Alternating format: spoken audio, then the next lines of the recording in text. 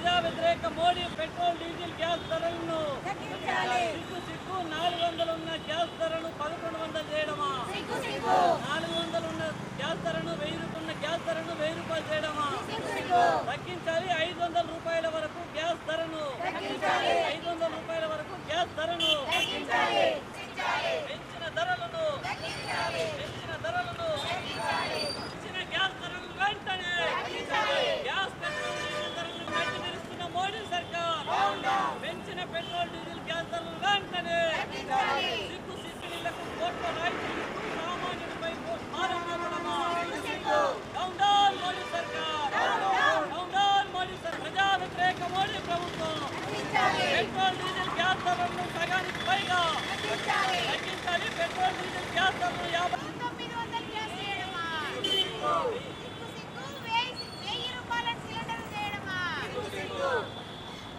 పెంచిన గ్యాస్ ధరలను వెంటనే పెంచిన గ్యాస్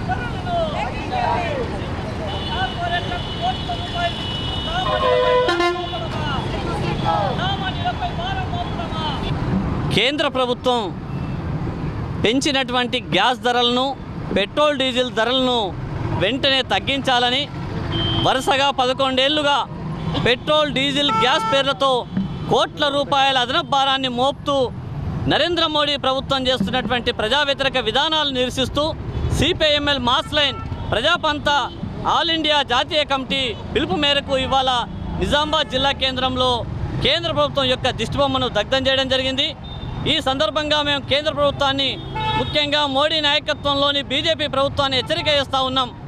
400 రూపాయలు యూపీఏ ప్రభుత్వ హయాంలో 400 రూపాయలకు గ్యాస్ ధర ఉన్నప్పుడు, 64 రూపాయలు పెట్రోల్ ధర ఉన్నప్పుడు, 50 రూపాయలు డీజిల్ ధర ఉన్నప్పుడు మీరు ఎన్నికల సమయంలో ప్రచారం చేస్తూ ఇవాళ బీజేపీని అధికారంలోకి తీసుకొస్తే సగానికి పైగా ధరలు తగ్గిస్తామని మాట్లాడారు. స్మృతి ఇరానీ అయితే ఏకంగా మన్మోహన్ సింగ్కి ఇవాళ గాజుని పంపి చీరను పంపిన పరిస్థితి ఉండే. మరి 11 సంవత్సరాలైంది. 400 ఉన్నటువంటి సిలిండర్ ధరని 900 చేసి ఇప్పుడు కొత్తగా మళ్ళీ 50 రూపాయలు పెంచడం అంటే ఇది అన్యాయం కాదా అని చెప్పేసి మేము మోడీ ప్రభుత్వాన్ని ప్రశ్నిస్తూ ఉన్నాం. పెట్రోల్ డీజిల్ గ్యాస్ ధరలు ఇవాళ అంతర్జాతీయంగా క్రూడాయిల్ ధరలు సగానికి పైగా తగ్గుతుంటే, అంటే 2014లో ఉన్నటువంటి క్రూడాయిల్ ధరల కన్నా తగ్గితే ఇవాళ అంటే 65 రూపాయలు ఉన్నటువంటి పెట్రోల్ ధర, డీజిల్ ధర ఇవాళ తగ్గాలి.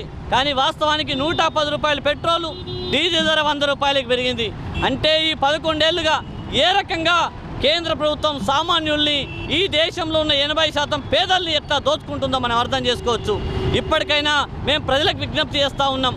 మతం పేరుతో, కులం పేరుతో బీజేపీ ప్రభుత్వం మనల్ని విభజించి పాలిస్తూ ఉన్నది. ఆ వెలుగులో కార్పొరేట్ కంపెనీలకు లక్షల కోట్ల రాయితీలు ఇస్తూ పేద సామాన్యుల మీద మాత్రం ఇలా వేల కోట్లు, లక్షల కోట్ల భారాన్ని మోపుతా ఉన్నది. ఇట్లాంటి చర్యల్ని నిరసించాలని మేము ప్రజలకు విజ్ఞప్తి చేస్తూ ఉన్నాం. వెంటనే పెంచిన గ్యాస్, పెట్రోల్, డీజిల్ ధరల్ని తగ్గించాలని చెప్పేసి డిమాండ్ చేస్తూ ఉన్నాం. లేకపోతే ఈ కేంద్ర ప్రభుత్వానికి తగిన బుద్ధి చెప్తారని చెప్పేసి ఈ సందర్భంగా మేము హెచ్చరిక చేస్తా ఉన్నాం.